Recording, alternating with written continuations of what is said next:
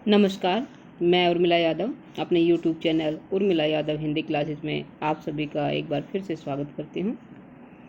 आज की इस कड़ी में हम हिंदी साहित्य के अंतर्गत आदिकाल से संबंधित प्रश्न नंबर 121 से प्रश्न नंबर 150 तक करने जा रहे हैं। सभी प्रश्न वस्तुनिष्ठ हैं, विकल्प के साथ हैं।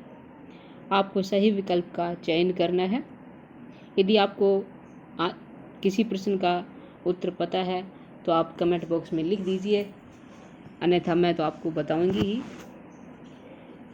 शुरू करने से पहले मैं आपसे निवेदन करती हूँ कि वीडियो को लाइक कर दीजिए, शेयर कर दीजिए। चैनल पर नए हैं तो सब्सक्राइब भी करें। यदि आपको पैटर्न अच्छा न लगे, आपको प्रश्न अच्छे न लगे तो आप डिसलाइक भी कर सकते हैं। चलिए अब शुरू करते हैं। प्रश्न नंबर 121। आचार्य चतुर्सेन शास्त्री ने हिंदी का प्रथम कवि किसे माना है? और इसका सही उत्तर होगा इन चारों विकल्प में से सरहप्पा। आचार्य चतुर्सेन शास्त्री ने हिंदी का प्रथम कवि सरहप्पा को माना है। सभी ने अपने अपने मत के अनुसार अलग अलग कवियों को हिंदी का प्रथम कवि माना है। आचार्य चतुर्सेन शास्त्री ने सरहप्पा को माना है, इस बात का ध्यान रखिएगा। आगे है, भविष्यत कहा किसकी रचना है?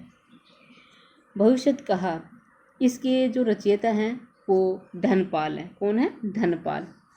भविष्यत कथा के बारे में कुछ बातें बता रही हूँ, उनको आप नोट कर लीजिए कि भविष्यत कहा 22 संधियों का काव्य है। कितनी संधियों का काव्य है? 22, जिसमें गजपुर के नगर सेठ धनपति के पुत्र भविष्यत की लौकिक कथा है।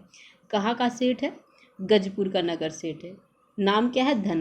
धनपति, और उसके पुत्र भविष्यत की लौकिक कथा है। आगे है, जसहरचर्यु किसकी रचना है? जसहरचर्यु, इसके रचयिता हैं पुष्पदंत। कौन है? पुष्पदंत, जो 10वीं शताब्दी के कवि हैं। आगे हैं,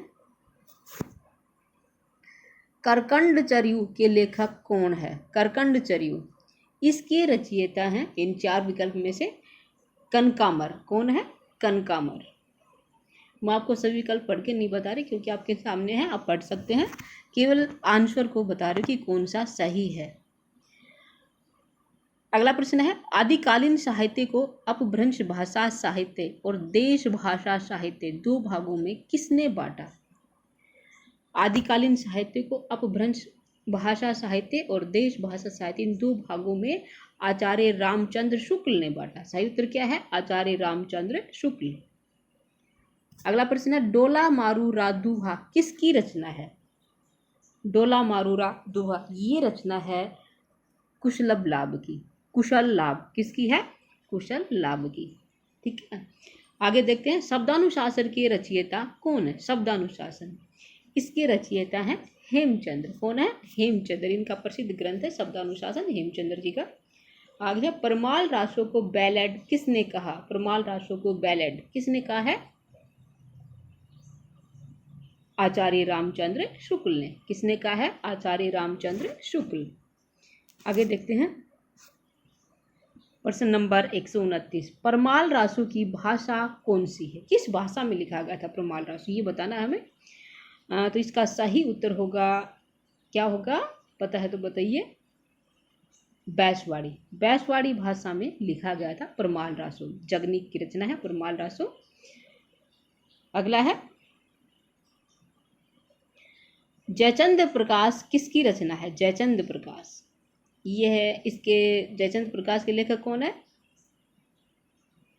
भट्ट केदार। कौन है? भट्ट केदार। प्रश्न नंबर इसका विकल्प जो क है वो सही है, भट्ट केदार। जयमंक जसचंद्रिका, इसके रचयिता कौन है? जयमंक जसचंद्रिका। इन चारों में से ख सही है, मधुकर कवि की रचना है जयमंक जसचंद्रिका।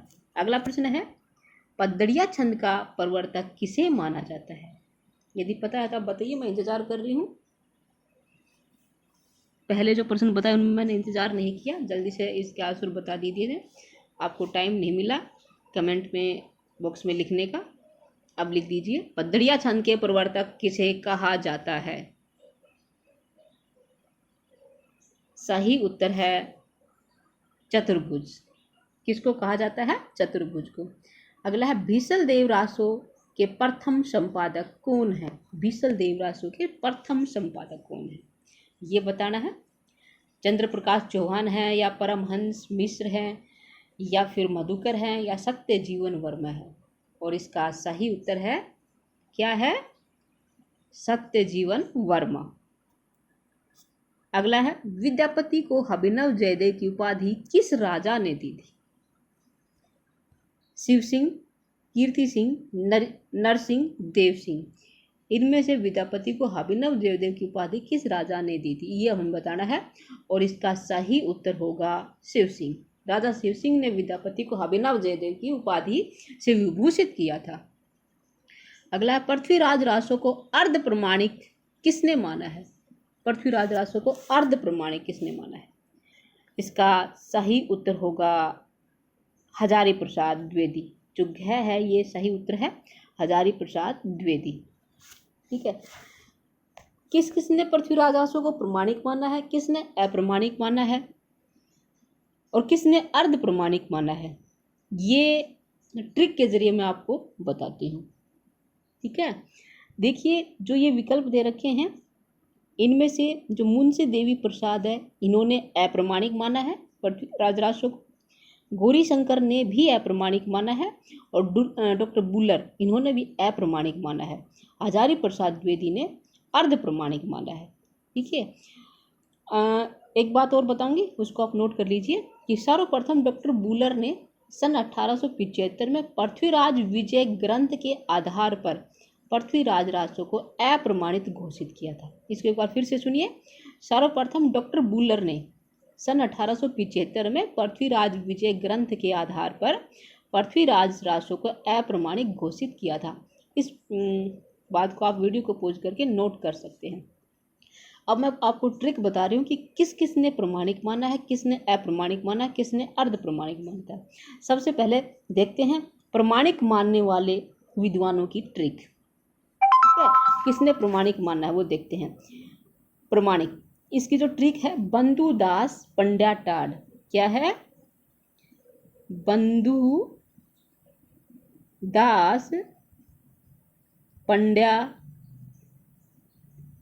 टाड। पंड्या टाड होगा भाई, ये क्या है? पंड्या टाड। बंधु से क्या हो गया? मिश्र बंधु। दास से क्या आ गया? श्याम सुंदर दास। इनको आप नोट कर लीजिए।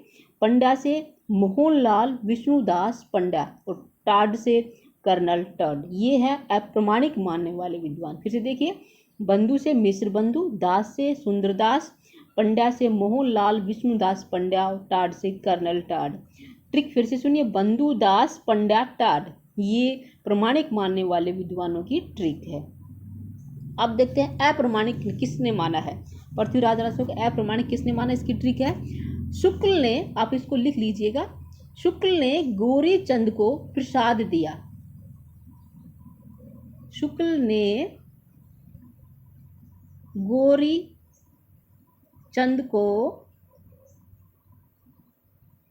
प्रसाद दिया। शुक्ल ने गौरी चंद को प्रसाद दिया। इनमें से क्या हो जाएगा? शुक्ल क्या हो जाएगा? आचार्य रामचंद्र शुक्ल। गौरी से गौरी शंकर, चंद से हीरा चंद ओझा, और प्रसाद से मुंशी देवी प्रसाद। फिर से सुनिए, शुक्ल ने गौरी चंद को प्रसाद दिया, ये ट्रिक है। और शुक्ल से हो जाएगा आचार्य रामचंद्र शुक्ल, गौरी से गौरी शंकर, चंद से हीराचंद ओझा, और प्रसाद से मुंशी देवी प्रसाद। इन सभी ने क्या माना है? पृथ्वीराज रासो को अप्रमाणिक माना है। जो बाकी बच गए वो क्या हो गए? अर्ध प्रमाणिक मानने वालों में, जिनमें से हजारी प्रसाद द्विवेदी है, उन्होंने भी अर्ध प्रमाणिक माना है। अब आगे चलते हैं।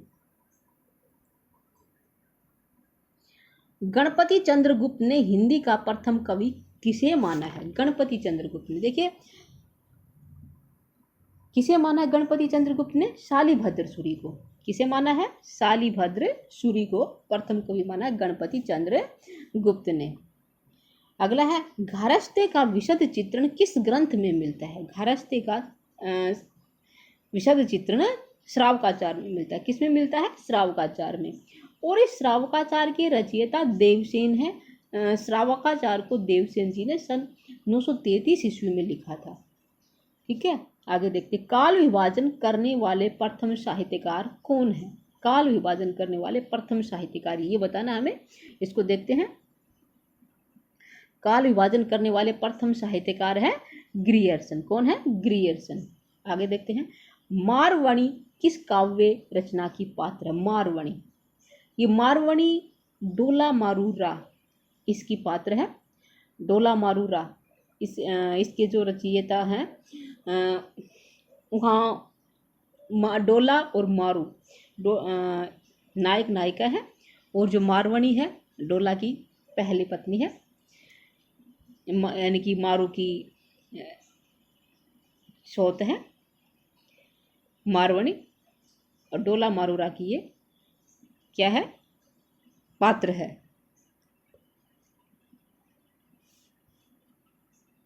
अगला है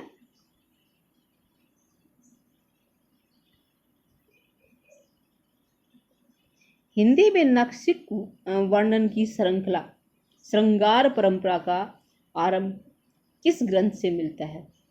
हिंदी में नक्शिक वर्णन की श्रृंगार परंपरा का आरंभ किस ग्रंथ से मिलता है, और इसका सही उत्तर है राउल बेल। क्या है? राउल बेल, जो रोड़ा कवि की रचना है।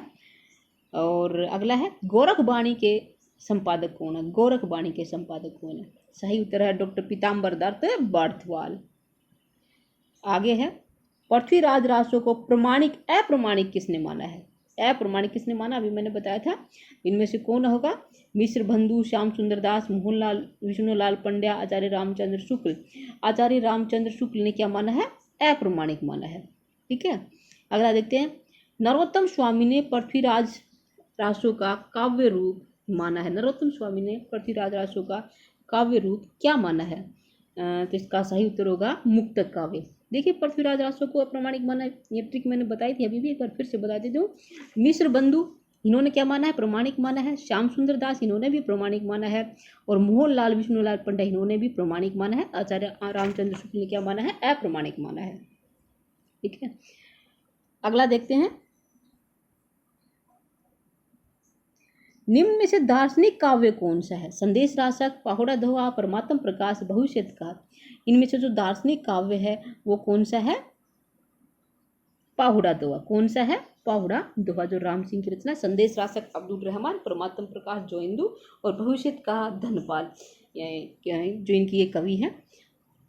चंद्रप्रदाय का प्रिय छंद कौन सा है। चंद्रप्रदाय का प्रिय छंद कौन सा है? सही उत्तर है छप्पे। छप्पे छंद चंद्रप्रदाय जी का प्रिय छंद है।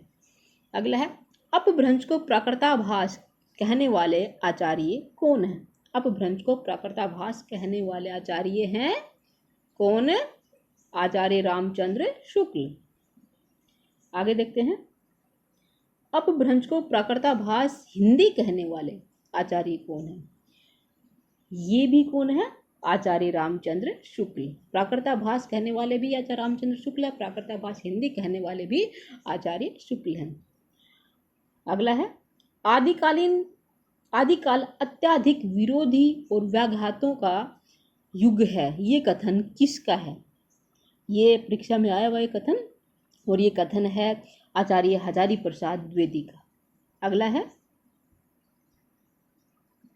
डॉक्टर नगेंद्र ने हिंदी का प्रथम कवि किससे माना है। डॉक्टर नगेंद्र ने भी किसको माना है? सरहप्पा को माना हिंदी का प्रथम कवि। आदिकाल को बाल्यावस्था और आदिकालीन साहित्य को जय काव्य किसने कहा। आदिकाल को बाल्यावस्था और आदिकालीन साहित्य को जय काव्य किसने कहा? रमाशंकर शुक्ल रसाल ने कहा था।